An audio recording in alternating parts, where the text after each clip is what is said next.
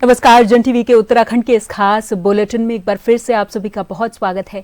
मैं हूं आपके साथ प्रियंका तिवारी। खबरों को विस्तार से जानेंगे, लेकिन उससे पहले एक नजर हेडलाइंस पर।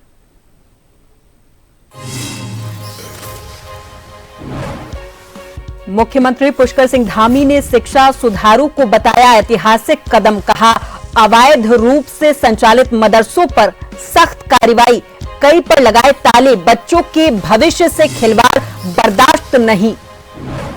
रुड़की के मेडविन अस्पताल पर स्वास्थ्य विभाग का एक्शन। ग्रामीण की शिकायत के बाद अस्थायी पंजीकरण तत्काल प्रभाव से निरस्त। अग्रिम आदेशों तक संचालन पर रोक।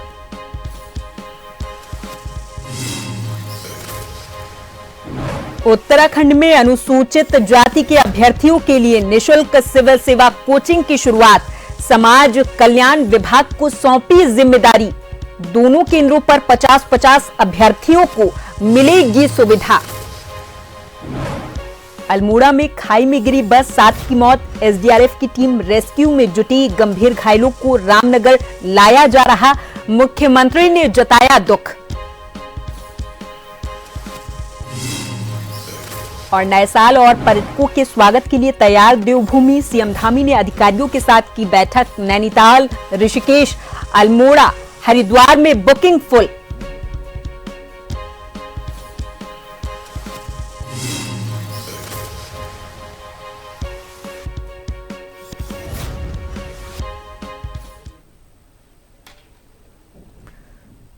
मुख्यमंत्री पुष्कर सिंह धामी ने राज्य में शिक्षा व्यवस्था को मजबूत और पारदर्शी बनाने के लिए उठाए गए कदमों को ऐतिहासिक बताया। उन्होंने कहा कि राज्य सरकार का उद्देश्य हर बच्चे को गुणवत्तापूर्ण शिक्षा का अधिकार मिले। इसी के तहत अवैध रूप से संचालित मदरसों जो छात्रों को गुमराह करने और उनके भविष्य के साथ खिलवाड़ कर रहे थे, उनके खिलाफ सख्त कार्रवाई करते हुए ताले लगाए गए हैं।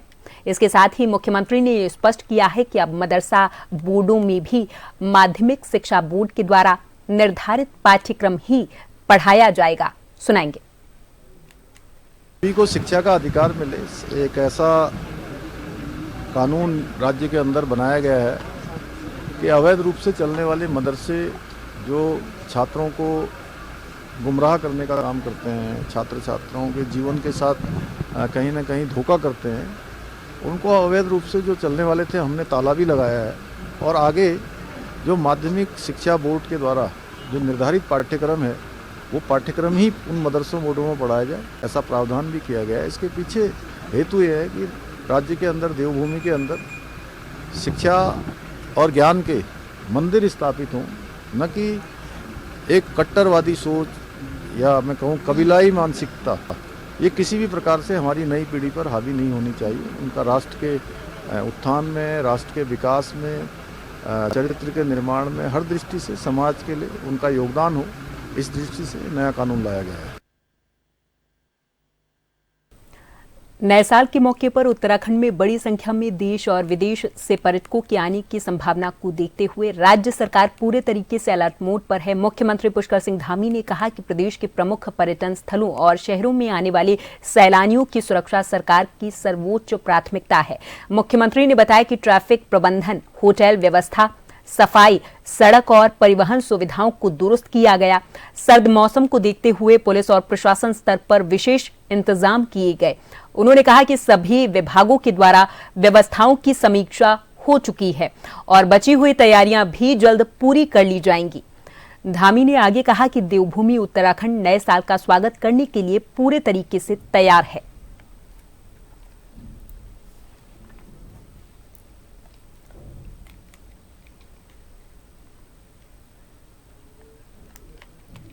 नए साल में हमारे राज्य के अंदर अनेक जो हमारे टूरिस्ट डेस्टिनेशन हैं और हमारे सभी प्रमुख शहर हैं, उन शहरों में बड़ी संख्या में पूरे देश भर के सैलानी आते हैं, पर्यटक आते हैं, टूरिस्ट आते हैं। उनकी सबकी सुरक्षा हमारी सर्वोच्च प्राथमिकता है।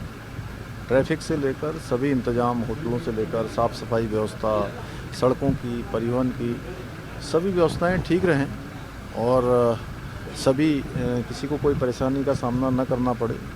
और सर्दी का भी मौसम है, क्योंकि इसलिए सभी व्यवस्थाओं को ठीक से सुनिश्चित किया जाए। सभी विभागों के स्तर पर, पुलिस विभाग के स्तर पर, प्रशासन के स्तर पर। तो सभी इंतजामों की जो एक बार समीक्षा भी हुई है, सभी इंतजाम अच्छे किए गए हैं और जो कुछ इंतजाम और होने हैं आज और कल में वो भी हो जाएंगे। 2025 के विदा होने और 2026 के आगमन में अब महज 2 दिन बाकी रहे हैं। नए साल को लेकर देहरादून के बाजारों में जबरदस्त रौनक देखने को मिल रही। शहर के प्रमुख बाजारों की बात करें तो यहां आकर्षक तरीके से बाजारों को सजाया गया है और खरीदारी के लिए लोगों की आवाजाही लगातार बढ़ रही। इसी मौके पर हमारे देहरादून के संवाददाता यशदीप आर्य ने शहर के व्यस्त पलटन बाजार का जायजा लिया है।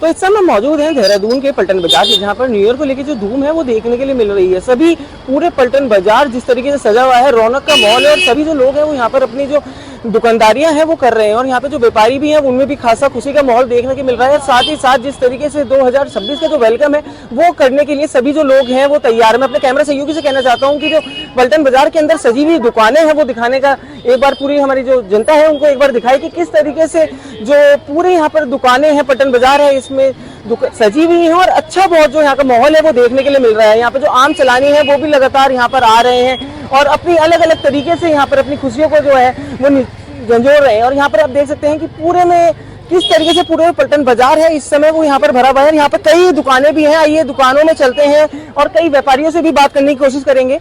तो इस समय पलटन बाजार का क्या माहौल देखने के लिए मिल रहा है? फर्स्ट ऑफ ऑल नववर्ष की शुभकामनाएं सभी को। मार्केट है, मार्केट में क्राउड हमेशा रहता है। पलटन मेन मार्केट है, हार्ट ऑफ द सिटी का मेन मार्केट है, तो यहाँ पे क्राउड अच्छा रहता है। बाकी विंटर की इस टाइम शॉपिंग चल रही है, बाकी न्यू ईयर की पार्टी फंक्शन की आजकल शॉपिंग चल रही है। जैसे हमारा ज्वेलरी का बिजनेस है तो हमारा ज्वेलरी के इयररिंग सेट गले के उस चीज़ की परचेजिंग चल रही है। बाकी आप मार्केट में क्राउड देख सकते हैं, परचेजिंग काफ़ी है। तो आप देख सकते हैं यहाँ पे कई यहाँ पर लोग भी हैं जो यहाँ पर शॉपिंग करने के लिए आए हैं, उनसे भी एक बार ट्राई करने की कोशिश करेंगे कि न्यू ईयर को लेकर किस तरीके से बोल सकते हैं। सर, न्यू ईयर का समय है, आप सभी यहाँ खरीदारी करने के लिए आए हैं, पलटन बाजार का माहौल भी अच्छा देखने मिला। क्या नए साल पे क्या एक संदेश देना चाहेंगे सर? नहीं सर, हम तो सिस्टर की मैरिज की शॉपिंग कर रहे हैं, बाकी यहाँ सामान अच्छा मिलता है, इसके लिए हम आए हैं। देखिए, बाजार का नव वर्ष से कोई मतलब नहीं होता। नव वर्ष का मतलब एक उत्साह है कि नया साल है, कुछ अच्छा करेंगे, अच्छा सोचेंगे, अपने कुछ आदतें बदलेंगे। नया साल सिर्फ एक दिन बनाया जाता है, एक तारीख है। उसका मतलब ये कहीं नहीं है कि व्यापार बढ़ेगा, कुछ बढ़ेगा। इससे कोई वो ताल्लुक मुझे नहीं लगता। बाकी जहाँ तक संस्कृति का सवाल है, हर आदमी को अपने अच्छे कर्म करने चाहिए, एक उद्देश्य बनाना चाहिए कि नया साल जो कहते हैं पाश्चात्य उम्मीद पर कि नया साल आ रहा है, एक नए नए अच्छी चीज़ बनानी चाहिए। कुछ गंदी आदतें छोड़ देनी चाहिए, कुछ अच्छी आदतें शुरू कर देनी चाहिए। बाकी राम भजन करो, राम का नाम लो, राम के गुणगान करो, कोई परेशानी ही नहीं है। तो आपने देखा है यहाँ पर जय सिया राम के नारे भी यहाँ पर बोले जा रहे हैं और लगातार जो पूरा हमें देखने को मिल रहा है कि पलटन बाजार के अंदर जो माहौल है वो बहुत ही अच्छा है। आगे क्या तैयारियां होती हैं वो भी हम आपको लगातार दिखाएंगे, क्योंकि पलटन बाजार और घंटाघर एक ऐसी जगह है जहाँ पर पूरा जो न्यू ईयर है वो सेलिब्रेट किया जाता है और यहाँ यही वो एक ऐसा रास्ता भी है जहाँ पर पूरे जो ट्रैफिक है, जो सैलानी है, वो सैलानी भी सभी यहाँ पर आते हैं। और आगे देखने का होगा कि किस तरीके से न्यू ईयर की जो तैयारियां हैं वो चलती हैं और आगे किस तरीके से सभी न्यू ईयर मनाते हैं। तब तक के लिए आप लोग बने रहिए। मैं अपने कैमरा सहयोगी अमित कुमार के साथ जयदीप आ रहे हैं, जन टीवी देहरादून। रुड़की के ग्राम गधारौड़ा में जन जन की सरकार जन जन के द्वार कार्यक्रम के तहत जन सुनवाई का आयोजन किया गया था। इस कार्यक्रम का उद्देश्य ग्रामीणों की समस्याओं को सीधे सुनकर उनका तुरंत समाधान करना रहा है। इसमें एडीएम हरिद्वार ने ग्रामीणों की शिकायतें गंभीरता से सुनी और कई मामलों का मौके पर ही निस्तारण भी करवाया है। इस मौके पर विभिन्न विभागों से संबंधित अधिकारी मौजूद रहे ताकि शिकायतों के समाधान में तेजी लाई जा सके। एडीएम हरिद्वार जयराम चौहान ने बताया कि जिलाधिकारी के निर्देशों के क्रम में हुए इस कार्यक्रम में 120 से अधिक शिकायतें प्राप्त हुई। इनमें प्रमुख रूप से विद्युत बिल, राशन कार्ड, भूमि विवाद और राजस्व से संबंधित समस्याएं शामिल हैं।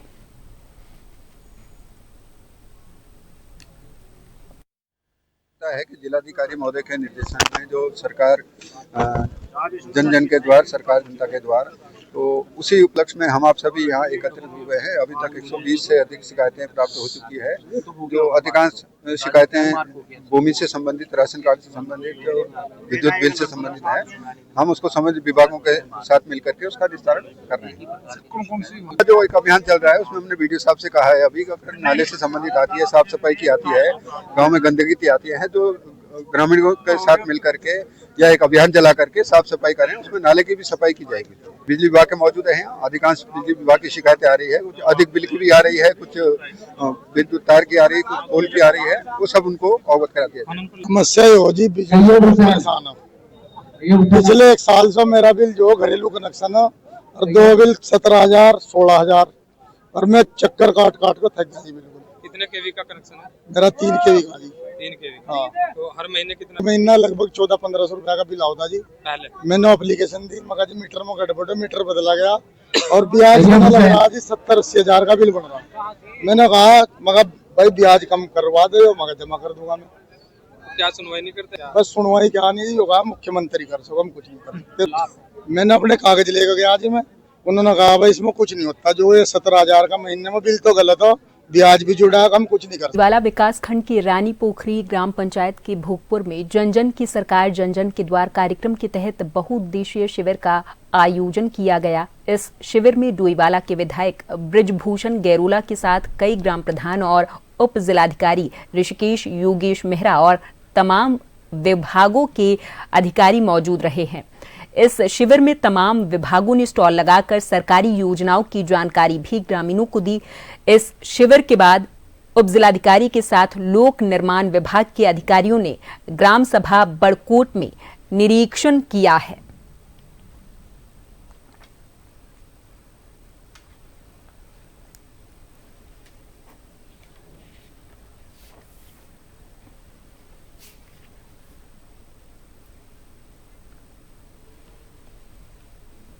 हमारे पूरे प्रदेश के अंदर सरकार जनता के द्वार, जन जन के द्वार हमारी सरकार जा रही है। और अभी हमारी विधानसभा में आपका दुदली में, माजरी ग्राम पंचायत में, पूरे जिला पंचायत में और हमारे आज यहाँ पर भोगपुर में ये शिविर लगाया गया है। और यहाँ पर विभिन्न विभागों के यहाँ पर सभी विभाग के अधिकारी कर्मचारी आए हैं, अपने देखा स्टॉल भी लगे हुए हैं और विभिन्न विभाग के द्वारा आम जनता को जानकारियाँ दी गई है।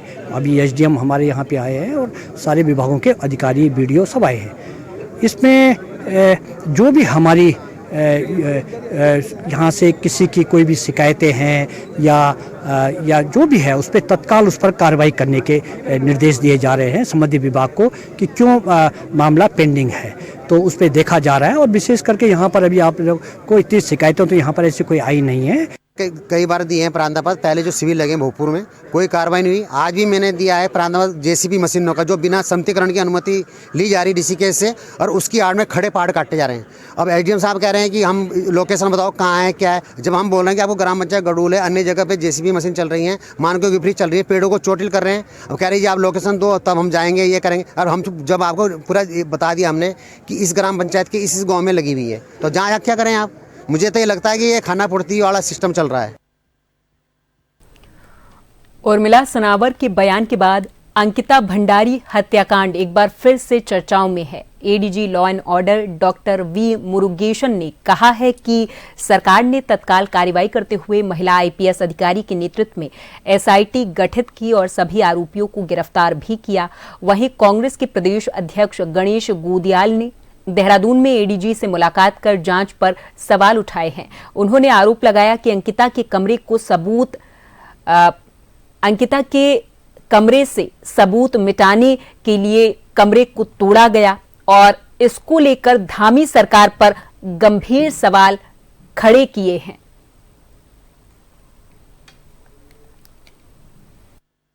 अंकिता भंडारी हत्याकांड में पुलिस की ओर से जो स्पष्टीकरण आया, उस स्पष्टीकरण को सुनने के बाद तमाम प्रश्न पैदा होते हैं। और प्रश्न ये पैदा होते हैं कि पुलिस जो सरकार की ओर से स्पष्टीकरण देने आ रही है, इस जांच एजेंसी ने, इस पुलिस ने क्या, या उस एसआईटी ने क्या उन यक्ष प्रश्नों का हल ढूंढने की कोशिश की, जिसमें कि पहला प्रश्न ये है कि उस कमरे को जिसमें अंकिता भंडारी निवास करती थी, वनांतरा रिजॉर्ट के उस कक्ष को किसके आदेश पर तोड़ा गया?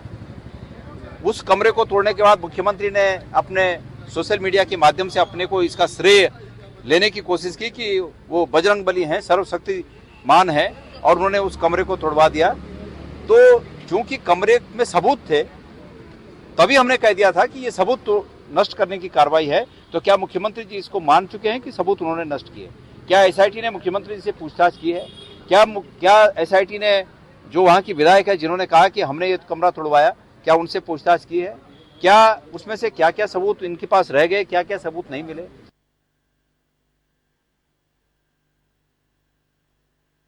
आज का दिन खास रहा क्योंकि वानिकी प्रशिक्षण केंद्र रामपुर मंडी में 6 महीने की कड़ी ट्रेनिंग पूरी करने के बाद 43 महिला फॉरेस्ट गार्ड ने भव्य पासिंग आउट परेड के साथ विभाग में औपचारिक रूप से कदम रखा है।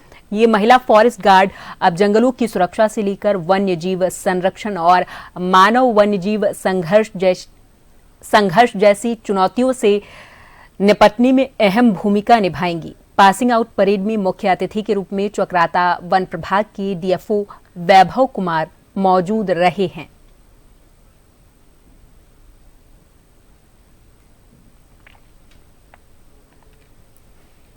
आज ये हमारा रामपुर मंडी का 110वां जो हमारा वन आरक्षियों का प्रशिक्षण कार्यक्रम था, आज उसका समापन है। 43 महिला वन आरक्षी जो प्रदेश के विभिन्न वन प्रभागों से आई थी, उनके द्वारा आज अपनी 6 माह का जो प्रशिक्षण है उसका सफलतापूर्वक कंप्लीशन किया गया। निश्चित ही क्योंकि जब यहाँ से प्रशिक्षण लेने के बाद ये वन आरक्षी अपने वन प्रभागों में योगदान देंगे, तो मैं आशा करता हूँ कि जो चीज़ें इन्होंने यहाँ सीखी हैं अपने प्रशिक्षण के दौरान, खास तौर से मानव वन्य जीव संघर्ष, वन अग्नि और टेक्नोलॉजी के यूज़ को लेके, उसका निश्चित ही फ़ायदा जो है अपने वन प्रभागों में देंगे, जिसका फ़ायदा जो है वन विभाग को मिलेगा। कितने प्रशिक्षु सर आज पास आउट हुए हैं? आज 43 जो है महिला वन आरक्षी जो है वो यहाँ से पास आउट हो रही है, दीक्षांत हो रही है। मैं रामनगर वन विभाग रामनगर से मैं कार्यरत हूँ और हमने यहाँ पे 6 महीने का प्रशिक्षण किया है। हमें भरत सर, नेगी सर और पीटर सर द्वारा अच्छा प्रशिक्षण दिया गया है। हमने सिल्वीकल्चर, फॉरेस्ट लॉ और इंजीनियरिंग में मतलब अच्छा एक्सपीरियंस लिया है और मैं मतलब इसको फील्ड में जाकर। रुड़की के आजाद नगर चौक पर मेडविन अस्पताल के खिलाफ ग्रामीण की शिकायत के बाद स्वास्थ्य विभाग और उत्तराखंड मेडिकल काउंसिल ने कड़ा एक्शन लिया। जिला रजिस्ट्रेशन प्राधिकरण और मुख्य चिकित्सा अधिकारी हरिद्वार की ओर से मेडविन अस्पताल का अस्थायी पंजीकरण तत्काल प्रभाव से निरस्त किया गया है।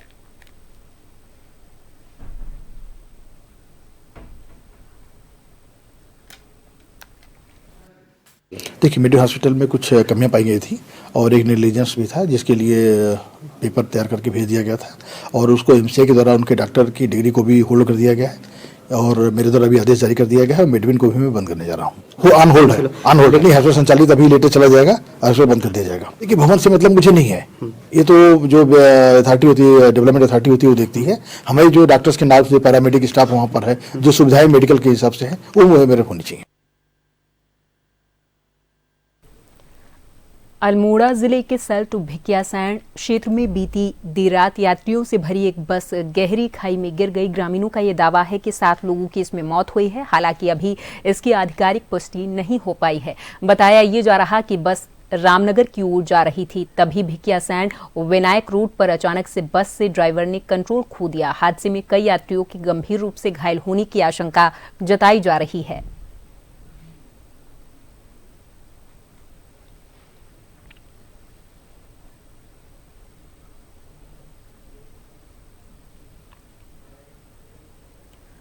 मुख्यमंत्री पुष्कर सिंह धामी ने जनपद अल्मोड़ा के भिकियासैंण से रामनगर जा रही बस के भिकियासैंण विनायक मोटर मार्ग पर दुर्घटनाग्रस्त होने की घटना पर गहरा शोक जताया है। मुख्यमंत्री ने ईश्वर से प्रार्थना की कि दिवंगतों की आत्मा को अपने श्री चरणों में स्थान दें और शोकाकुल परिजनों को इस अपार दुख को सहन करने की शक्ति दें। मुख्यमंत्री धामी ने जिला प्रशासन को निर्देश भी दिए और कहा कि हादसे में घायल सभी यात्रियों को तुरंत और समुचित चिकित्सा सुविधा उपलब्ध करवाई जाए। घायलों को नजदीकी अस्पतालों में भर्ती कराया गया है और गंभीर रूप से घायलों को बेहतर उपचार के लिए उच्च चिकित्सा केंद्रों में रेफर किया गया है। मुख्यमंत्री धामी ने कहा कि वो स्वयं इस पूरे मामले की लगातार निगरानी कर रहे हैं और प्रशासनिक अधिकारियों से लगातार संपर्क में भी हैं।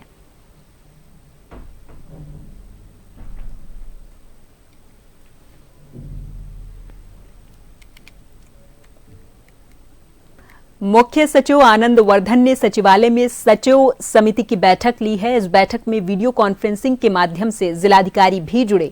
मुख्य सचिव ने संबंधित अधिकारियों को निर्देश दिए और कहा कि सभी सरकारी प्राथमिक और माध्यमिक विद्यालयों को गर्ल्स टॉयलेट से 8 मार्च 2026 तक सैचुरेट किया जाए। स्कूलों में शौचालयों की सफाई और देखभाल के लिए जल्द ही कार्य योजना प्रस्तुत की जाए। प्रदेश भर के सभी आंगनवाड़ी केंद्रों को आदर्श आंगनवाड़ी केंद्रों की तर्ज पर विकसित किया जाए। विभागों और उनके जनपद स्तरीय कार्यालयों में 100% ई ऑफिस व्यवस्था लागू की जाए।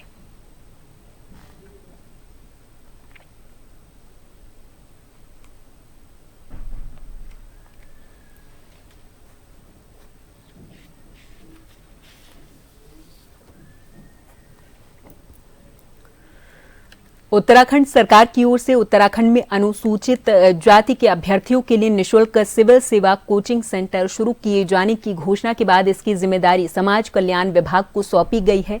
मंगलवार को आईएएस अधिकारी और समाज कल्याण विभाग के निदेशक डॉक्टर संदीप तिवारी ने इस निःशुल्क कोचिंग सेवा का शुभारंभ रामनगर के पीएनजी राजकीय स्नातकोत्तर महाविद्यालय में करते हुए सभी स्टूडेंट्स के उज्जवल भविष्य की कामना की है। साथ ही ये भी बताया कि उत्तराखंड सरकार के द्वारा अनुसूचित जाति के अभ्यर्थियों के लिए उत्तराखंड में प्रथम चरण में रामनगर महाविद्यालय, एचएनबी गढ़वाल यूनिवर्सिटी में ये कोचिंग शुरू की जा रही है। उन्होंने बताया कि दोनों ही स्थानों पर 50-50 अभ्यर्थी इसमें शामिल होंगे।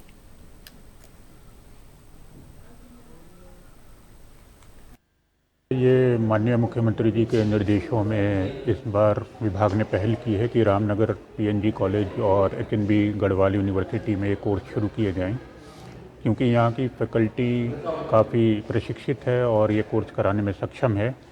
तो इसलिए इन 2 संस्थाओं का चयन किया गया है पहले चरण में और 50 बच्चों का बैच इसमें लिया जाएगा।